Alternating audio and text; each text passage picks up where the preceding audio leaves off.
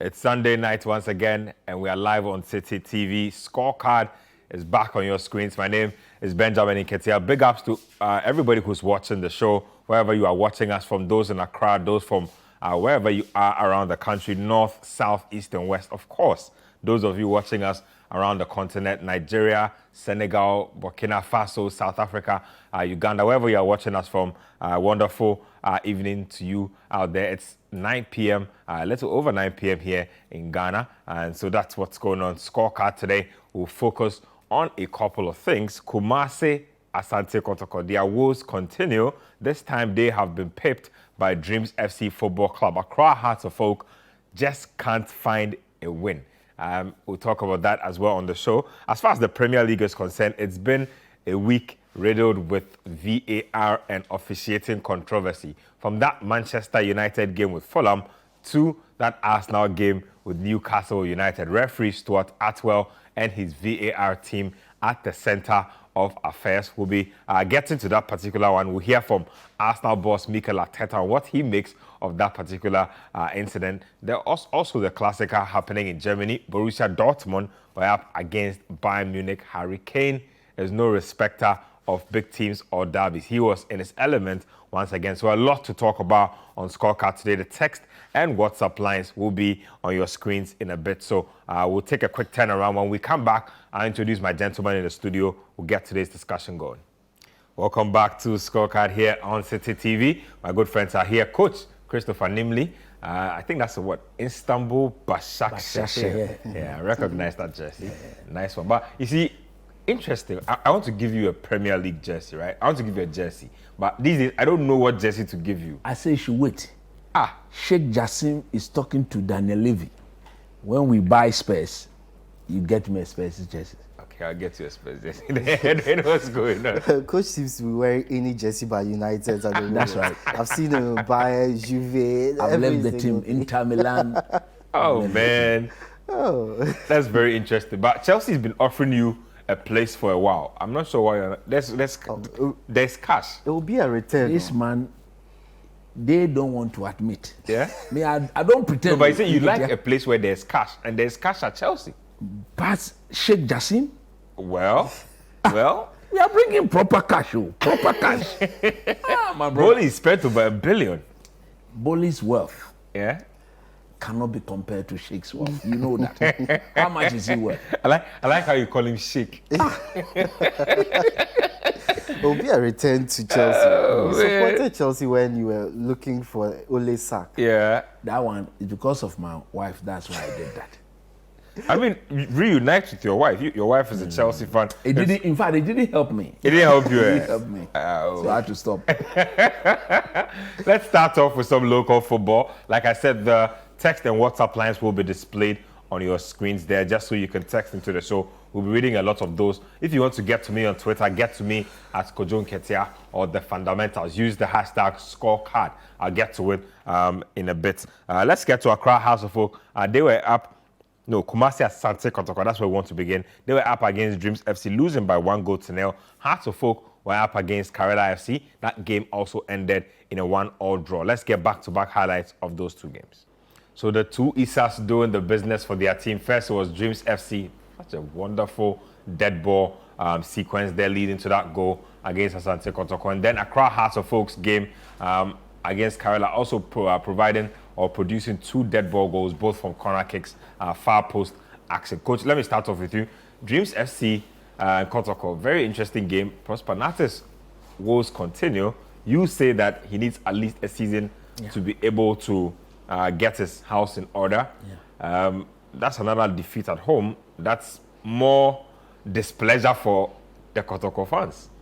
You see, if you're a Kotoko fan, there's absolutely nothing to be worried about, because if you look at the game itself, Kotoko, they were by far the better team.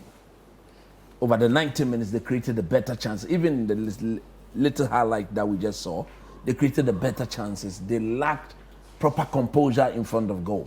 And this is going to go on for some time before players get in sync with what the manager is actually seeking of them. If you look at the goal they conceded, could they have done better? I don't think so. you want to give credit to the Dreams FC. Like 25 yards out. 25 yards, well worked. Yeah. I think the only person who should be questioned is the positioning of the goalkeeper. You see, when you have a set piece to face like that, you are told not to stand on the line. Okay. I mean the goal line. Okay. As a goalkeeper, once you fix the wall, and even look at where he was beaten from, he was not beaten from where the wall is. That was his position to cover. Yeah. But you could clearly see that he couldn't do so because of where he was. He had stood on the line, and as a result of that, his footsteps couldn't go that quickly. He couldn't sort his feet out in order to make the save. And look, Dunlad is a good goalkeeper, but the manner in which he keeps conceding such Come on, goals, there are lots of fire lately. I think if Prof is listening, whoever is watching the show, I think it's time to look at the other goalkeepers. Because Dunlad's height is not great either. That is why teams now target him. He's not good coming for crosses. When the strike is that decent, you need a certain reach to enable you get to set balls and make the save. If he's unable to get the reach, he's able to sort out his foot so that he can easily move one, two. If you watch the highlight again, he dived from where he was. Normally, you were supposed to move 1, 2 before what? Because at 25, close to 30 yards. And if you look at the fact that the set piece was not sort of a direct, there was a layoff, stop, and then bang. That even should allow him to sort himself out a bit. But even when those layoff stop, it was the 3 touches and the strike was made. So you want to question his positioning. But having said that, again, look, Nketia, I'm worried though. Is that where the Black Stars is going to play the World Cup? The Kumasi Sports Stadium, the Barbara Sports Stadium. Same pitch you're looking at. I think CAF should just get us out of this country and let's go play football. Wow, is that what that's come to? That is what it is, because the Kumasi Sports Stadium is getting unpalatable, even to the eye. Can you imagine what it looks like in person? And these are TV cameras with enhanced graphics and what's with enhanced graphics and modifications. But if this is the way it is looking, then how do we even expect the Black Stars to go onto that pitch in the World Cup match to go and dominate? So Kudus will come, when he steps on the pitch, he sees that it's a bumpy pitch. Why should he commit himself? Probably injure yourself playing on the pitch. Exactly. Semenyo comes, he's used to run smooth pitches. Something must be done about it. You know, I think that for such national assets, it is good to have government provide such facilities. But the level of maintenance is appalling. That takes me straight away to Tamale. You saw the House of Oak one, the House of Oak Karela one. Even worse. Goodness me. The Tamale Stadium is basically falling apart. People should be sacked. And you see, the pitch is only one part of what you see. Yes. If you ever get to see the washrooms, you get to see media centers. And that's for the Accra Sports Stadium, right? The media stand at the Accra Sports Stadium will fall on the media people one of these days. I'm telling you, I'm very serious. It's somebody like me. The stairs going up there is rusty. If you look at the beams are all rusty. And I think it's as a result of When was the Archon held? Archon, Not too long ago. I think the one we hosted. It's not been 6 years. No, 2019. Yes, listen, 2019. And we were told that the facility at Accra Sports Stadium had been completely renovated.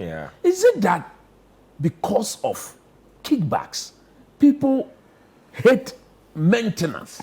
Let's sit there. Let allow the facility to deteriorate. They will get a big sum of money. Get a big sum of money to come and renovate. Because look, we did a show on Sports Panorama on Friday. We listened to the NSA deputy director. The NSA deputy director. He made such damning remarks. I think because of that, he should be sacked. He said the Cape Coast Stadium that CAF have not approved. He said it is falling apart because it is not in frequent use. It is not in frequent, so they blatantly closed their eyes to maintaining such facilities. There are people there who are paid money Yep. to make sure that these facilities are. And I don't even agree with the statement that facility is not in frequent use. Almost all the matches we've had recently That's why we've been have playing been played them. in Exactly. there. We've been Both playing them. Black Stars games, Medeama, Mediama. Dreams FC. Everybody's been all playing that games have there. been played there. Yeah. That alone should tell you that you need to go back there and fix it. Look, our football in such states will not go anywhere.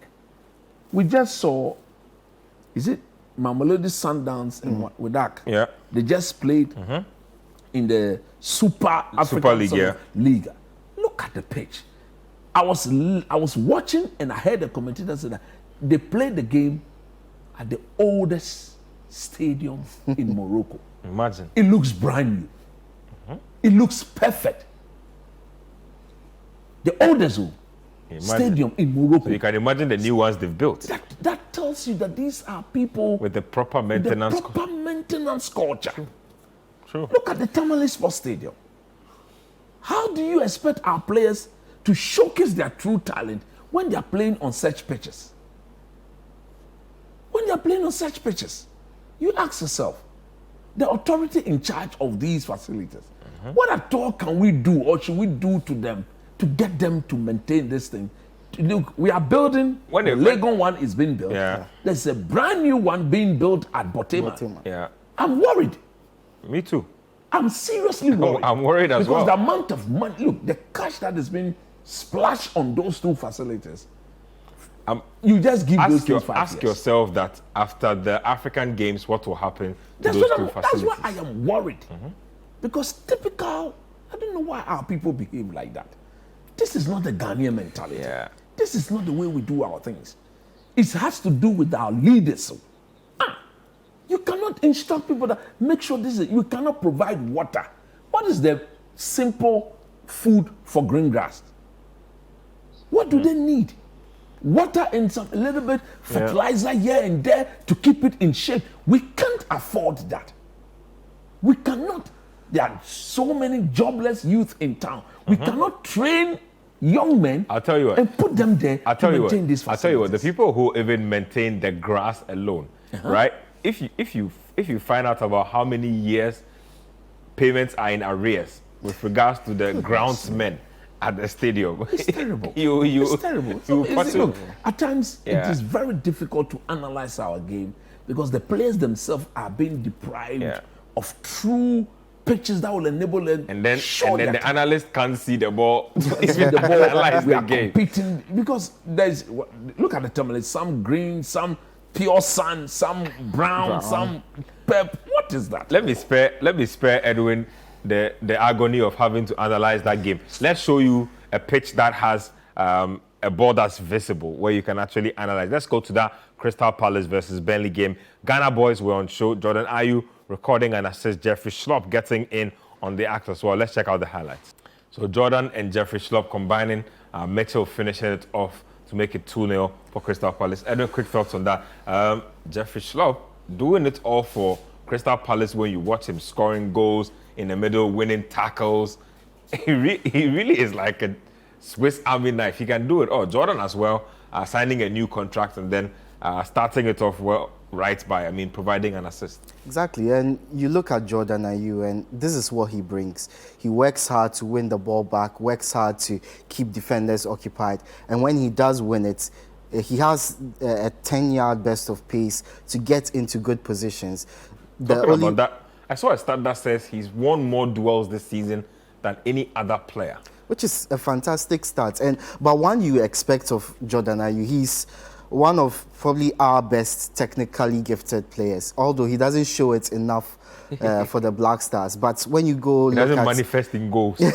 When you go look at Crystal Palace games, he likes to hold on to the ball. He's able to carry it forward, able to get past players, able to put players in good positions. So he is one player that he's become very important for Crystal Palace in recent weeks. But you've got to mention Jeffrey Schlupp's desire to get into a position to score that goal. As you said, he's a man of many talents. He's played across that left side for Crystal Palace and before that for Leicester. So he knows when to sit back He knows when to stay in midfield, and he knows when to get forward as a winger. And we saw him get forward pretty decently in that game.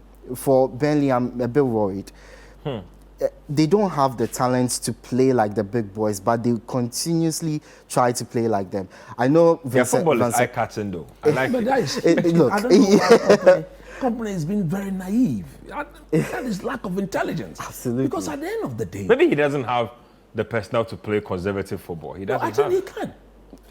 he can. He can restrict this. I don't know. I always feel like being or playing defensive football, you need to have players who are willing to defend 90 minutes. No, but at the end of the day, if you look at the youthfulness of this team, they've got good age. Yeah. I think it is very easy dealing with young lads than dealing with players of egos. I think he can just look at them and say, look, we've changed it. This is the way we are going to go about it.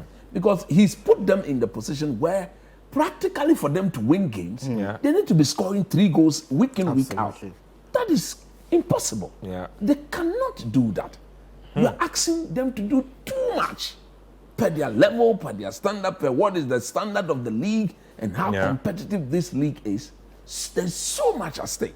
You cannot be requiring that as for your team, before they win any game at all, they should be going in there to outscore the opponent, not even by 2-1, by 3 or more. When was the last time they considered even a goal? It's been 2 or more goals. Virtually meaning that they have to be scoring 3 or 4 or 5 goals every week in, week out. And it's appalling. Look, just quick one so that we move away from there.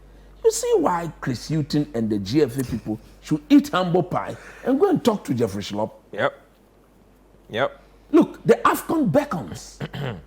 We are in November. Take your best. Take your best to the tournament. We've seen the likes of Leo Messi and co say they've retired from international football. But the hierarchy of Argentina sat there and they realized that, look, he said he's retired, but no, we need him. Yeah. We need him. So let's go talk to him.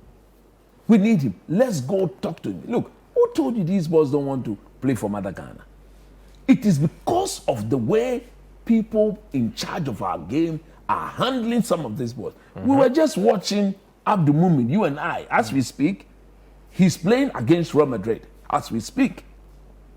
He's playing against Real Madrid at the Bernabeu. I have complained severally. You have a player at this level who is very comfortable on the ball, solid defender, reads the game better, who plays in one of the top leagues against the world best players. But when it comes to the Black Stars, they don't call the boy. Then you go and call Nicolas Opoku, Ambrosios, shingling, shangling. No, don't do that. No, it's at times when it is not intentional, but the names just don't. Schindler. Okay, Yeah, you call Kingsley Ambrosios.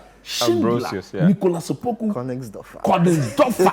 Koningsdorfer doesn't even play. And you leave somebody who is playing against the likes of Jude Bellingham, Vinicius Juniors, Rodrigo, Luka Modric. Plays against Joao Felix and co. He shouldn't come to our team. Are you smart? Or you are being very wicked? It's an act of wickedness. Because I thought that the Black Star is meant for what? The best players only in the country. Because that is the pinnacle of our game. That is what binds us together. Look, this afternoon, I was teaching my little girl at home. She has some midterm exams to write on social studies. And they gave some characteristics of Ghanaians. You know one of the characteristics of Ghanaians? If you read the class 5 social studies book, it says that Ghanaians are interested in sports, especially football.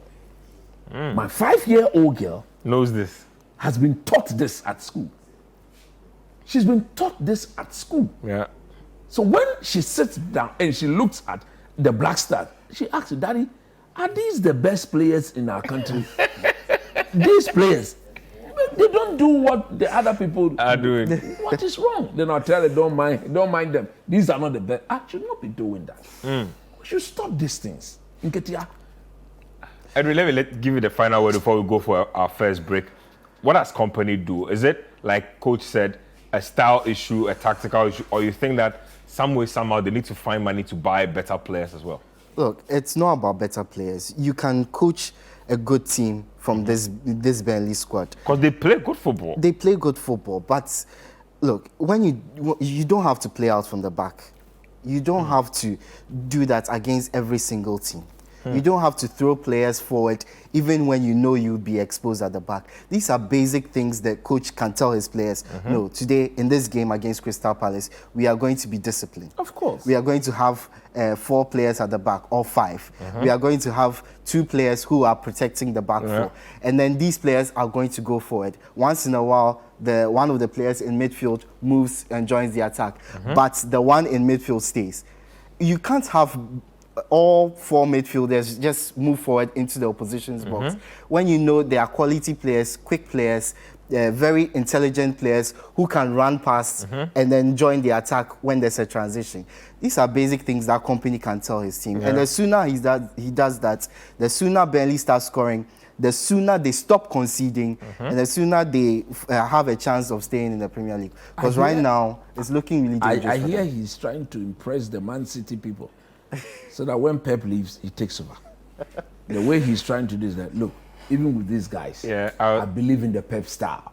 I was playing offensive football. What is that? If I'm the chairman of Burnley, I sack him quick. I was like, when you say, I sack him quick. Let's take a quick break here. When we come back, I'll get to some of your messages that have been coming through so far. I've seen a few tweets as well, so do keep them coming. More highlights for you on the show. The best is yet to come, so stay with us. Welcome back to Scorecard here on Citi TV. Let me get to a few of your tweets that have come through. This one is from Bright Agbali. He says that coach is behaving like the girl who breaks up with her boyfriend and is silently praying he will come and apologize for her to forgive him. When the apology doesn't come, she goes back to him and says, I forgive you. He only left with his mind, not his heart. Me. You see me of late. You're a happy guy, I don't bother myself with them. If they are playing, I'll watch. If they lose, if they win, if they draw, I'm there. It's the Glazers team. It's not my team. At Villa Carter says, good evening, seniors. Tell him my wife likes him so much. For United, we'll bounce back strongly. That's coach for you. Yeah, I like his wife too. Nana Obo says, at least credit Hearts a little. Looking at their performances lately, they are doing well. Kotoko lost. Let them get it. Interesting thoughts there. Keep your tweets coming. We will keep the highlights coming. Let's get to some other stuff that's been happening in the Premier League. We've done that game between Palace and Burnley. Let's get to that game between West Ham United and Brentford, because West Ham, some way, somehow managed to throw that game away. Well, Kudus did score a wonder goal, though, so that was a bit of compensation for them. But let's check the highlights out on this one. A comeback and a half from Brentford. They were losing the game at a point. Some way, somehow managed to claw their way back in. Let me start off with you, Edwin. West Ham not doing too well. They are scoring goals, but some way, somehow, they are conceding a lot of goals as well. Exactly, and this is the 3rd Premier League game in a row that they have not won. Of course, they got a huge victory over Arsenal in the League Cup. But you've noted a very big problem for West Ham. They are conceding goals for fun. And even though they are finding the back of the net, it's a problem when in games where your attack isn't on form, your attack isn't getting you goals or chances. So this is what it looks like. Yeah. They've won. Actually, listen, lost this game 3-2. Their last game was a 3-1 win against Arsenal in the EFL Cup. That's the only win that's in sight. The last game against Everton, they lost 1-0. Europa League group stage, they lost 2-1 to Olympiacos. Before, they lost 4-1 to Villa in the league. They drew 2-2 with Newcastle. That's one win in the last 4 or 5 games they've played. It's very worrying for David Moyes, looking at how talented his team is. And they actually started the season very well, getting decent results against very good teams. The win over Chelsea when they went a man down, the good win over Brighton as well. But it seems things have turned around, and that necessitated Kudus's entry into the starting lineup. David Moyes realized that his team wasn't creating chances. When they were scoring, it was from dead ball situations, set pieces. So he needed to change that. He needed someone behind the main striker who could create space, create chances. And Kudus is absolutely taking his chance in the team, getting really, really good goals and driving the team forward more than any player in that West Ham team has been doing in recent weeks. So you can say he's taking his chance in the team. What I'm worried about is they wasted an absolutely great game from Kudus in this game. And both sides must be embarrassed by the way they defend crosses into the box. I think every single goal was a cross into the box. They failed to deal with either the first ball or the second ball, and it was headed home, an own goal, all from So they need to be embarrassed. How do you allow balls into the box in the first place with no pressure on the crossing player? Secondly, how do you leave players unmarked? You do not do that, especially when you know those players are very proficient in the air. Thirdly, even if you do win the first ball, the other players need to be focused enough to know that, okay, there's probably someone running onto it. Let's block him from taking a shot. Let's block him from passing the ball or heading the ball forward. There was none of that from both sides. And I think that's something they need to watch. For David Moyes, he needs to watch it more because his team is in a rut right now. Brentford this is their second consecutive win. First one over Chelsea, this over West Ham. They are in seventh heaven right now. Because they are winning games. For West Ham, mentally. You are playing good football. You have players who are playing, individual players who are playing good football as well. But the results aren't coming because there are certain individual mistakes being made in defense that he needs to watch. And just like the other teams, the sooner he fixes it, the better for his side. Right now, it's spreading across all competitions. Hasn't touched the League Cup yet, but it's only a matter of time because these are the same players who are playing the Premier League, same players playing in Europe, same players playing in the League Cup. Once this pattern keeps going, other teams notice that this is a weak point, and then they keep hitting at it until they score. Right now, they need to solve those defensive issues. Good. I think I just want to comment on the manner in which they considered those two goals. I mean, the second and the third goal. It was the same routine. Same routine. Same routine. And that is very unlike David Moyes' team. We know that when it comes to winning the ball in the air, they are by far one of the best team in the land. I think that is one of the thing that made me respect Pep Guardiola even more. When he came, Man City was not that big, powerful team. But look at the City setup. Diaz, Nkanji, Ake, all of them, Rodri, they are players of really good powerful, height. Big guys in the air. So they don't concede a lot of goals. On the defensive, on the set piece, they asked Erling Haaland to come and join them at the back. So West Ham is a team that we all have come to accept that when it comes to area duels, they are one of the best in the league. So for them to have conceded those two goals in the manner, if you are David Moyes, come on, what is happening? Is it because Zuma, who is the leader at the back, was not present? I think so. I think if Zuma was there, he would have dealt with, especially the second goal and the third goal. He would have dealt with them because he's also very big and very powerful in the air. But one thing again that needs to be pointed is the lack of refreshment in this West Ham team. They played in Europe. Virtually the same team. Squad. Playing in the Carabao Cup. Same squad. Same team. Back to the Premier League. Same squad. Of 7 days. He had used virtually 90 to 95% of the same face. Look, whether you like it or not, jet lag, fatigue will set in.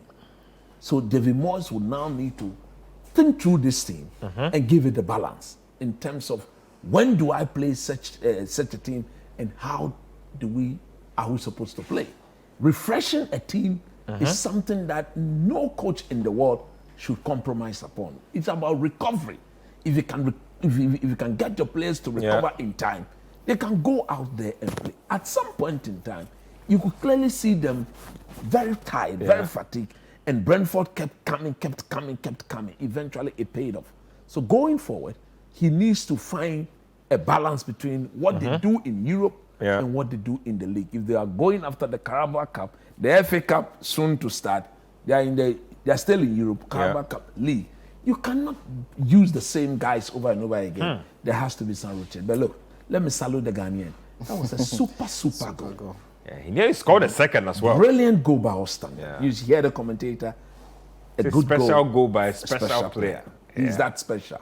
Hope the Tev of Kumasi will allow him to play his To do game. special things like There was that. actually one sequence where he controlled a ball from the back really brilliantly, drove into the box, put it across, and it was put over the bar by one of his You teammates. need a his good teammates. pitch. Yeah. You need a good playing surface to get players to see the gap Yeah. and attack the ball with some power and some decent Hopefully, speed. hopefully our pitch can offer us that particular situation, because Mohamed Kudus really does special things. Let's get to Manchester City. They, at one point, it was goalless. I think it was after about the 30th minute or so. It was goalless against AFC Bournemouth, and then the floodgates just opened. The goals just kept coming. Bernardo Silva had himself quite a feast, but Jeremy Doku was at the center of affairs. He grabbed 4 assists and a goal on the day. Really, it was the Jeremy Doku day. Let's check out the highlights on this one. Really brilliant performance from the young lad. So Manchester City operating in a different stratosphere, and Jeremy Doku joins a select few of Premier League players who have dropped 4 assists in the game. I believe that list has a Paul Pogba in there. It has a Dennis Bergkamp in there. A few of the greats in the mix. Jose Antonio Reyes, Dennis Santi Cazorla. Santi Cazorla, Cesc Very, Fabregas. very. Arsenal have a couple guys in there. Very elite company. Coach, this guy might be the best winger in the league. I know you fancy Luis Diaz of Liverpool, but how good is this guy right now? He's very good. He's extremely, very, very good. Look, I don't remember the last time I saw a winger like this. He's 21 years old. 21 years old. If you compare him to Vinicius Junior, Yeah. Vinicius Junior is equally very direct. Yeah. But Doku has got a very strong gravitational yeah. force acting on Very, him. very strong for a winger. Yeah, so he hardly brushed off the ball. Nope. And when he's coming at you, look, it's a pity. It's almost like he knows he's going to go beyond it. And whoever highlighted him Cheeky Begiristain. to Pep Guardiola, Yeah. goodness me, Yeah. this is how you run a football Pep club. says he was there, and then Cheeky said, let's go and bring that guy from Rennes. This is how you run a football club. Yeah. People properly positioned. Nobody trespasses. We are all in our role. Therefore, you do your job, I do my job. This is what you get. Because, look, it was Grealish who had, by far, his best season as a footballer last season. Yep. So was there the need? But Pep, typical of him, will create competition for everybody in this team. And to be very fair to him, he's also created a different way of playing Exactly. when they have Doku. When Grealish plays, it's a little different from how they operate when Doku plays. I listened to him when they played United last week. Yeah. Instead of starting with Doku, he went for Grealish. And when he was asked, he said that tactically, he wants to take care of the ball better. Because he's a local derby and he wants to deprive Man United of the ball. And he thinks of the two men, Grealish takes the less risk. As for Doku, he knows nothing. Yeah. But give him the ball, Yeah. we have to go forward. And when you are stripped off the ball, sometimes a counter-attack. Exactly. Yeah. That's why he went for that. Look, this result was never in doubt. Bournemouth themselves knew that they were going to get beat. But they just went in there to see whether they could limit the number of goals they could. But unfortunately for them, it was one of those days. Edwin, your takeaways from this Man City performance and from what Burnley did? A couple of takeaways. Of course, no disrespect to Grealish, but if I were a defender going up against Doku or Grealish, who would I fear more? I'll fear Doku, of Doku, obviously, because he provides an X factor, an unpredictability to his game. Yeah. Does will he run at me? Obviously, he's going to run at me. But will he run on my outside? Will he run on my inside? He can do it all. He can do it all. Yeah. And most often, even though you know he's going to run around you, he gets past you no matter how prepared you are for it. Because of how quick he is, Yeah. because as coach said, the gravitational force acting on him. Yeah. You can't brush him off the ball. He gets Close past control. you. Exactly. His close control was brilliant. But one thing Bournemouth didn't do was that I don't think the Premier League has realized how dangerous he is. Maybe this game will enlighten them a bit. Bournemouth did not double up on him until very late, until they had conceded about 5 goals. I think tactically the best way to play him is to have 2 defenders on that side. Exactly. So a defender as a winger or wing back, and another defender. If you want to go back for your winger, should be a defender. You're including. Then there's of course one of the centre back too, because when he's coming, he tends to dribble before giving the pass. Yeah. So if there's a proper defensive line cover, you just double it. He dribble one, then the other person steps in and then hit him good. Yeah. I want to highlight the second goal especially. When he ran to the box, he was dribbling past the player. Kerkez, who was the left wing back, did not approach him until he had turned inside and into the box, and he was about to give the pass to Bernardo Silva. Third goal as well. He ran past one defender, and no other defender approached him, so he was able to give the pass to Foden. Yeah. Premier League managers are going to wise up to the fact that they need to double up on him.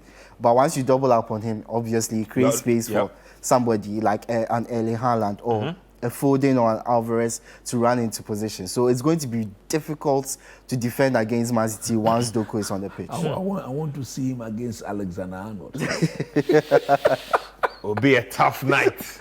It will be a tough night. Long day. It's really a case of pick your poison with Jeremy Doku, because, like I said, in that game we just witnessed, we just saw his full display of skills out there. I mean, the dribbling ability, the pace, the trickery, the passing range even. There's a point where he switched play for about 40 yards to the other, that's 70. to the other side of the pitch. I mean, this guy is doing it all at this young age. Who knows? Pep says he hopes that Doku can remain with them for a very long time. Let's get to another game that brought a lot of controversy. It was Manchester United taking on Fulham Football Club. A decision was taken against United that nearly cost them this game. In the end, they managed to find a win out of a very difficult situation. Let's get the highlights. And so Bruno Fernandes doing the things that made him such a big fan favorite, especially in his first season, shooting from outside the box and getting goals. Coach, let me start with you. Very controversial game. I thought that McTominay goal was legit. Some way, somehow, VAR disallowed the goal. And for the very first time, I heard a phrase that says subjective offside. I don't even understand that. It is at the discretion of the officials who decided on the goal. What to do with that. Everything about VAR is making the game even more complicated. I think, look, since VAR came, there's been some good things. I mean, there's been some bad things, but I think the bad things outweighs the number of good things that we have experienced from VAR. They argue that Maguire started from an offside position and therefore he was challenging. It's neither here nor there. I think that was a perfect goal. But having said that, I want to focus on the football. Yeah. The Man United players, in my view, did not play excellent football. But one thing that was very clear is that they were playing for the manager. Yeah. Because the energy, the desire to win it. The fans brought a banner. Yes. At the beginning of the game that said, play like you mean it. Yeah. And I listened to Bruno and even Scott McTominay. They said when they saw that banner, the message was clear. And I've always maintained that if you need to be motivated when you are playing for Manchester United, then there's something wrong with you here. When you are playing with Liverpool, you are saying Jurgen Klopp should motivate you before you play. Imagine. You've got serious problem.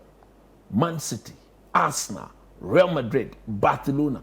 Do you know the number of players in the world who are craving the opportunity? It's a slot reserved for only the elite in the world. The elite. And for me, gradually, once Eric Ten Hag welcomes back most of his injured players, I think they are still within grasp of top four. This week has been a very positive week because Villa lost, Liverpool didn't win, Arsenal lost. So if you look at it, United, 11 games, they're just 2 games away from a top 4 slot. So there's nothing to be worried about. Back the manager, support him, because the football we saw from last season that this manager has got what it takes to get these boys to play in a beautiful way. So for me, it was a very good win. In fact, it was a must-win game because already the media in England are already saying the knives are out. Sack or keep. Sack or keep who? If there's anybody to be sacked, it's the Glazers, not this manager. You brought in Van Gaal with all his pedigree, you sacked him. You brought Jose Mourinho with all his pedigree, you sacked him. David Moyes got sacked. Ole got sacked, rightfully, deservedly so. Why did you have to add that to Ole, man? You put that to Ole. Yeah, he had to get the sack. He got sacked. Yeah. This manager has come. He's done so well in the first season. The signs are there. Back Support him, and he will do the job. Edwin? Look, I completely disagree with Coach on Ten Hag. I feel that a lot of factors have accounted for United's performances. An unstable backline, an unstable front line, noise around the club, player-wise, management-wise, ownership-wise. It's not There's a lot and going on. and injuries as well. So it's not the most stable environment to start getting results. Once he's still picking up some results there, you can acknowledge that there's something there that United fans, United players can hold on to. Yeah.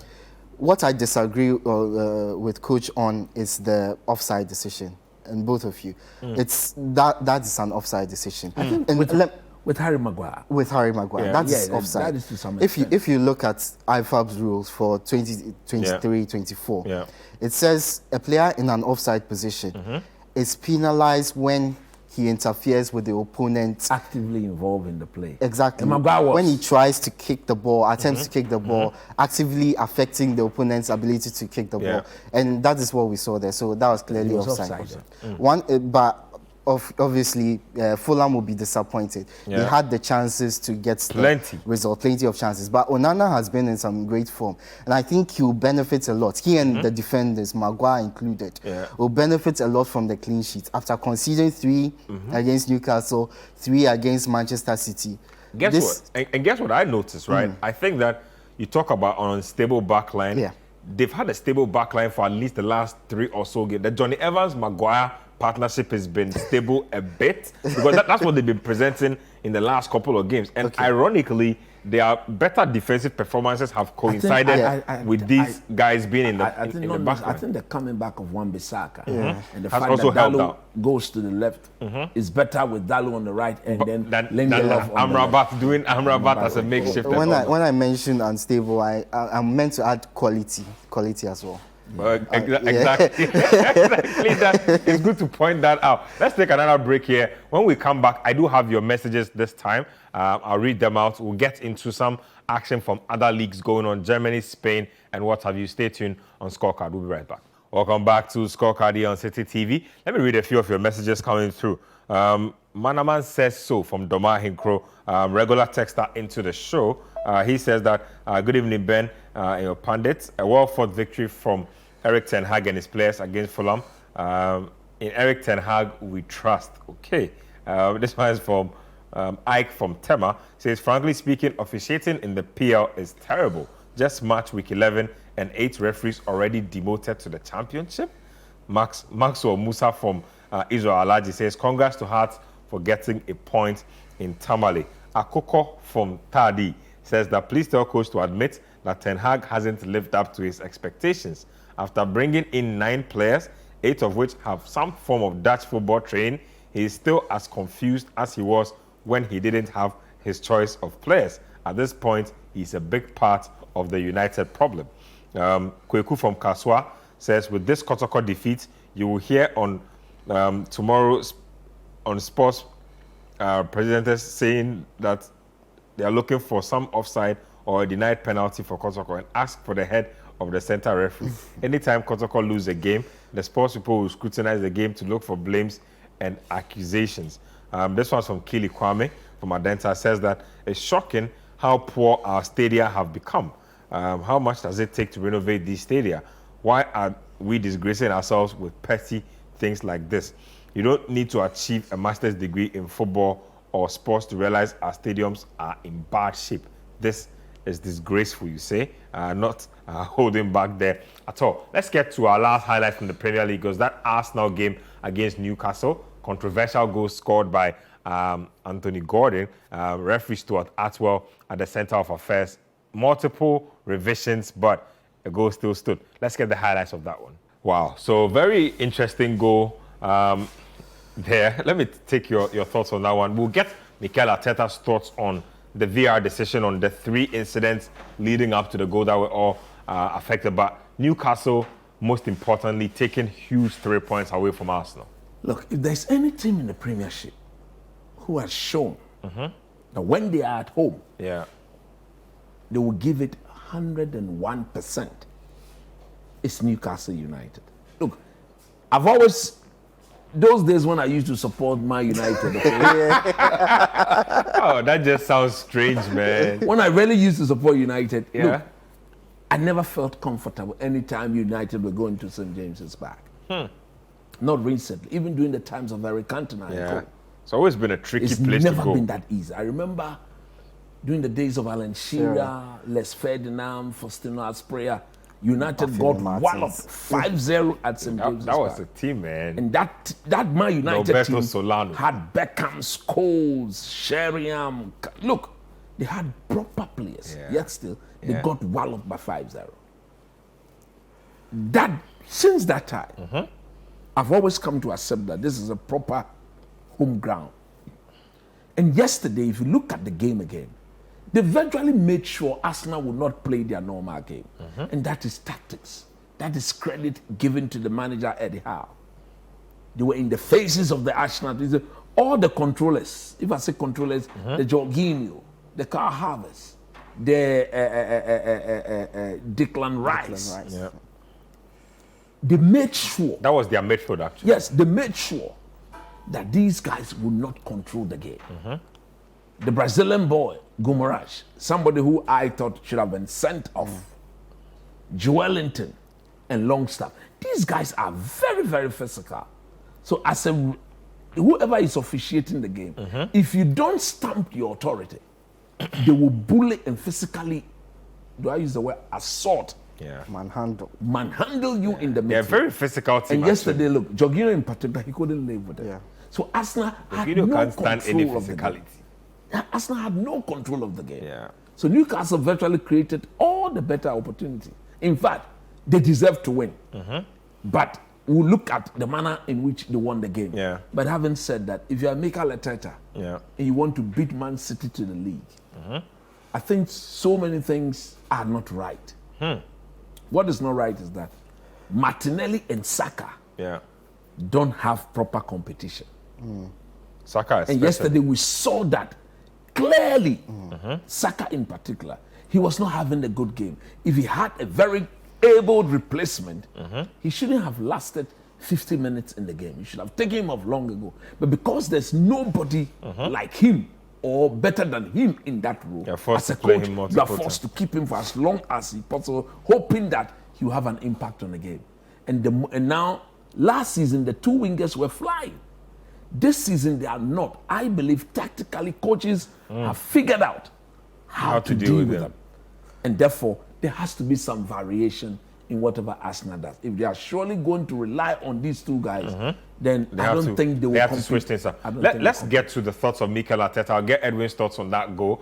So let's get to that reaction from Mikel Arteta. He called that VAR decision an absolute disgrace. Now, it's ironic because a while ago, Arteta was holding brief for Premier League referees saying that they needed to be supported because they were human. Well, now it's come back and it's come to bite him. So let's hear from him on his thoughts on that VAR decision. Arteta says he's been in England over 20 years and he's never seen anything like this. Everton, Arsenal, come back as an assistant with Man City, play coaching Arsenal now. So like we're saying, 3 sequences. First of all, VAR reviewed the ball going out of touch and VAR okayed that the ball did not go out of touch. First bizarre decision. There was the foul leading to the goal, the shove. That was also okayed. And then there was a possible offside decision that VAR also said was negative. I've not seen a manager react so angrily to He's a upset. decision before, and obviously he's going to get fined for it. But Yeah. I think some things need to be said. To go back to the goal, there were actually 4 reasons, in my opinion, why the goal could have been disallowed. The first one, obviously, the ball did it go out of play. images, footage shows that it might have gone out of play. But the VAR have come to say that, okay, there's possibly an angle where the ball might have overlapped over the line that we may not have seen. I'm willing to give them that, even though I don't completely agree. I'm willing to give them that. Second one, and which I think absolutely should have caused the goal to have been disallowed. Joelinton's push on Gabriel. How do you not give that? The proper shove on the back. He put 2 arms on the back of the defender, pushed him to the ground before the ball went across the goal. That is a foul, no matter what. Third of all, there's a possibility that ball might have hit him on the hand. Angles show that it could have hit him on the hand. It did hit him on the hand. That is grounds for the goal to be disallowed. Fourth, offside. Possible offside in that. How you tell me this ball did not go out? Look, there's a better angle even than this. That clearly showed that the ball went out. You see, the ball even went out and came back. So this was when it was at the time of coming back. That was when Joe Wallot got to it. But look, in fact, I clap for Mikel Arteta. Yeah. I want my coach to speak like that if such a thing happens. Very bold, very confident, you don't miss words. You say it as it is. If he gets the fine, so be it. But we've gotten to the Arsenal as a club have released a statement backing him for his reaction to this. Like you said, there's so much at stake. This could cost you a title. It's so difficult a league for your destiny. 1 point can cost you a title. For somebody to come and then you prepare for these things over the week. And then when the time comes, you don't get beat because you are not good enough. But some referee made a mistake some people somewhere. Sitting in a certain room, whether they are sleeping there or Four they are officials on the pitch. How can you miss more this? than 3 officials behind the scenes. How can Close you miss to 8 this? people. Look, it's not acceptable.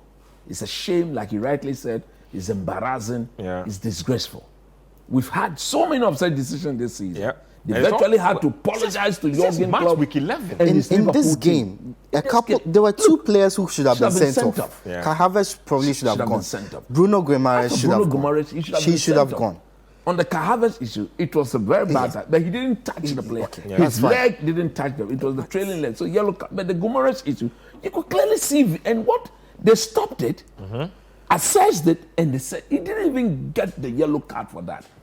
These guys who are in the room, they are incompetent. Yeah, a lot of them are getting demoted to the championship for these decisions. It's crazy. I think the championship is even higher. They should go to League 1 and League 2. It's crazy because this is only match week 11. But, well, let's go on to another league where officiating is seemingly better. The Italian Serie A. Inter Milan, they were winners over Atalanta by 2-1. Udinese, they stunned AC Milan over the weekend. Back-to-back highlights from there. Harry Kane is cooking the Bundesliga. It's already on 15 Bundesliga goals this season. Coach? No competition. They'll win the league with ease because in terms of quality... You think Leverkusen will slip? No, I think no slip. Look, when they meet Bayern, Bayern will deal with They've them. drawn with Bayern already this year, actually. The first leg. And I think over 2 legs, Bayern will have. You see, Bayern is so experienced. When the pressure begins to mount on Leverkusen, I understand that Xabi Alonso, a coach I admire that much when he was a player, is doing a wonderful job. Fantastic but I think job. They scored 53 goals this season, Leverkusen. Bayern Munich may have, I think Bayern Munich may have just enough to edge it. Edwin? I want to talk about Harry Kane. He's having a fantastic season at Bayern Munich, and we expected him to have a good season. But even I didn't expect this good of a season. 15 goals so far in the league, 3 hat-tricks already, hat-tricks in consecutive games. Hat-tricks?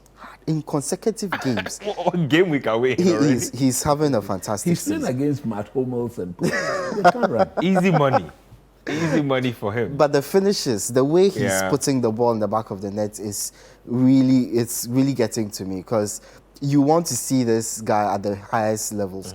And I feel that Bayern have what it takes, and the team, the manager, to challenge for the Champions League. It's been a while since they won it. It will make sense for them to win it this year because of all the players they have.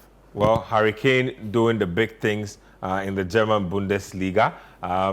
Inter Milan actually did win their game. Just snap thoughts on that. Yeah, I think they are looking too good for the rest of the league. I think Napoli, I thought, would have actually competed with them. They're But dealing I with think some injuries in and out with Osimhen. and the coach is up and down, fighting with players left, right, center, not getting his philosophy across, virtually trying to destroy everything that Spalletti did with the team. And at the end of the day, they are paying for that. I think that Inter, with the form of Lautaro Martinez, they are going to catch, nobody's going to catch them. Well, Inter Milan doing good things. Thank you very much, Coach Christopher Nimley. Thank you, Edwin Kwakofi. And thank you out there to anybody who tuned in to watch, those who sent us messages and tweets and whatnot. We really appreciate it. Next week, Scorecard will be back on your screens.